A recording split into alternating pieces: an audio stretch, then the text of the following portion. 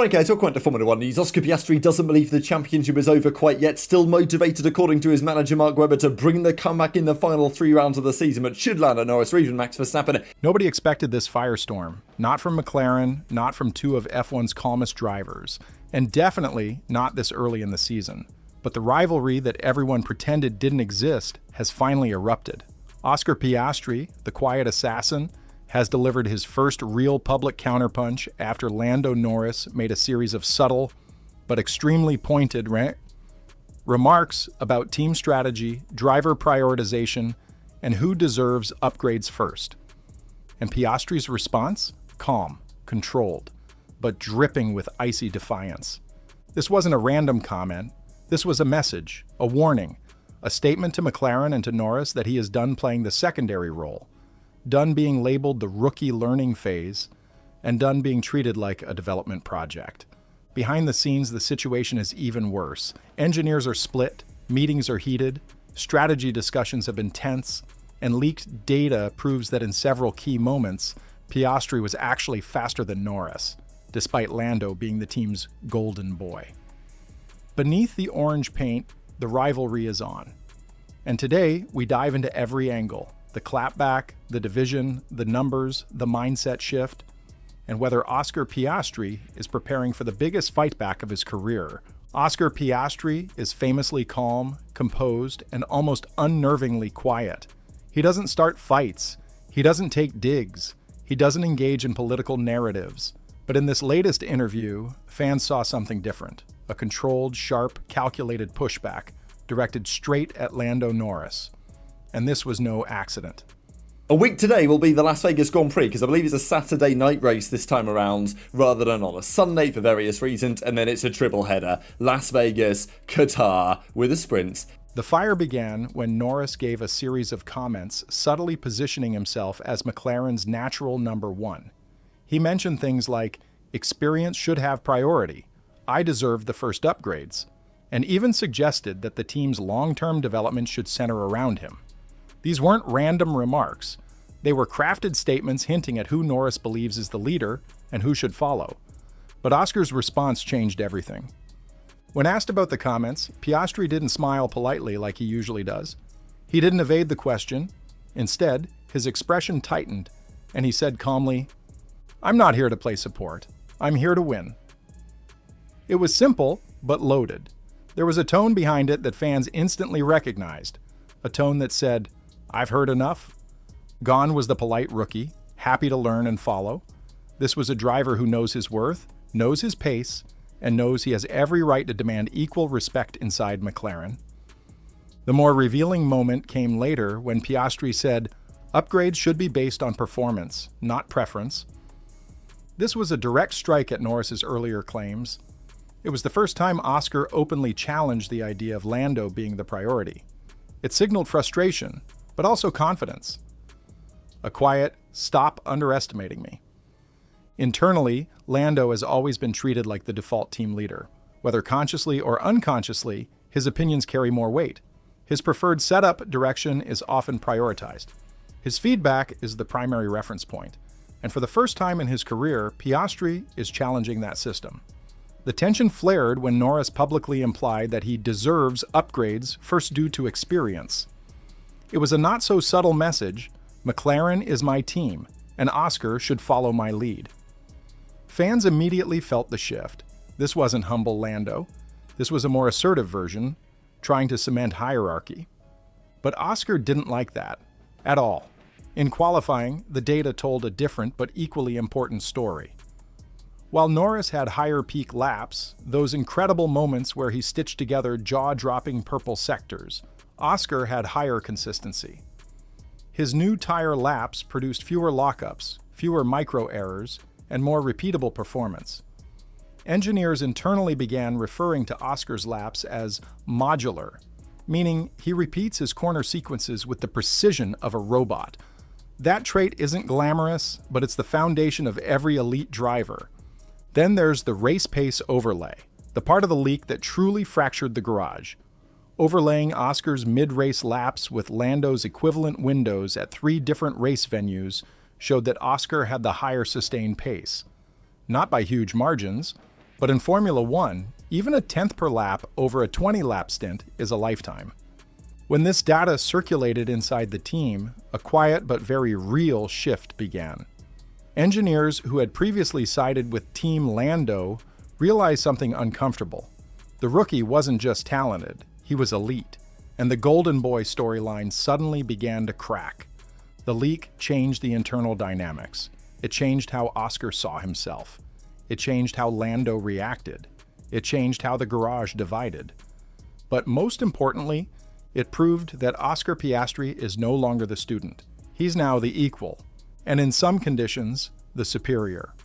Behind the bright orange branding and polished media smiles lies a garage that is far more divided than McLaren wants anyone to believe. And the new leaks have now exposed what insiders have been whispering for months.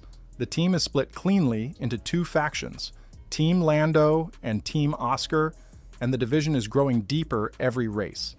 We saw that he did a 118, apparently his fastest lap was actually a 117.2, according to some other sources, which was faster than the fastest lap of the race last year, which was maxed with a 117, or this year with a 117.9. This isn't a childish popularity contest. This is the natural result of two rising superstars fighting for the same territory, the same upgrades, the same strategy calls, the same engineering attention, and ultimately the same future. McLaren is no longer a team with one clear lead driver. For the first time in Norris's career, he has a teammate who is equally fast, equally intelligent, and equally hungry for dominance. On one side, you have the longtime McLaren loyalists, mechanics and engineers who have been with Lando for years. They adore him. They've celebrated with him, they've suffered through the heartbreaks, and they've built emotional attachment. To them, Lando is McLaren's identity. He's the joker who keeps morale up, the charismatic figurehead loved by fans, the driver they've grown and protected. On the other side, a new wave of personnel, aerodynamicists, data scientists, and younger performance engineers, have quietly become enamored with Oscar. They've watched him process data with astonishing speed, provide laser-precise feedback, and execute instructions with military-level discipline. They see in Oscar what Verstappen's early engineers saw in him, a machine-like mind. Oscar senses the shift too. His quiet assertiveness has evolved into visible confidence, and he now enters meetings not as a rookie but as a legitimate contender for team leadership. Oscar Piastri's transformation has begun, and it is far more dramatic than the public has seen. Behind the calm voice and dry humor is a driver who has now flipped a mental switch. The passive rookie is gone. The polite understudy is gone.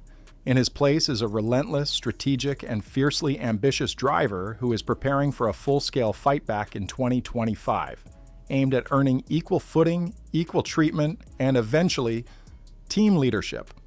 This shift did not happen overnight. It started in small moments, questioning strategy decisions more often, pushing for deeper involvement in upgrade planning, challenging the assumption that Norris should always lead debrief discussions.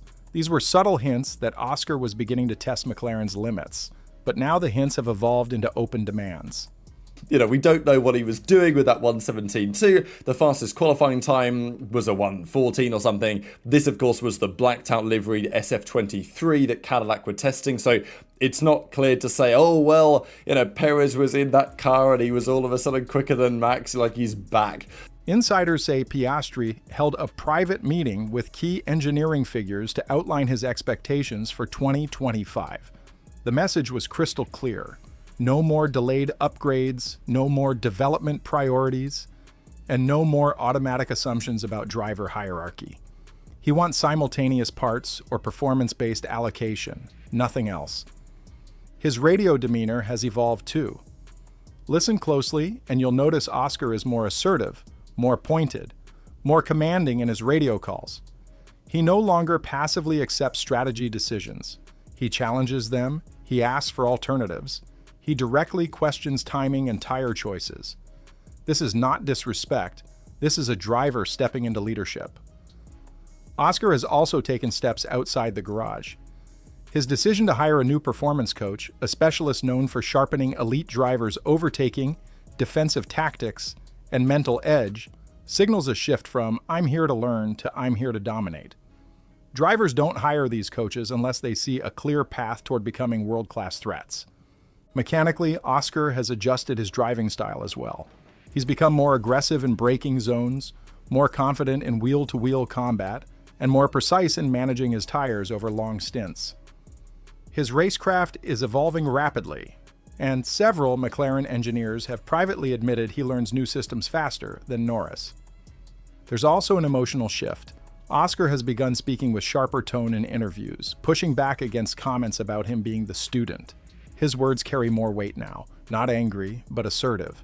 And his posture in press conferences shows a driver fully aware of his growing influence. The biggest sign of all? Norris has gone quiet. Too quiet.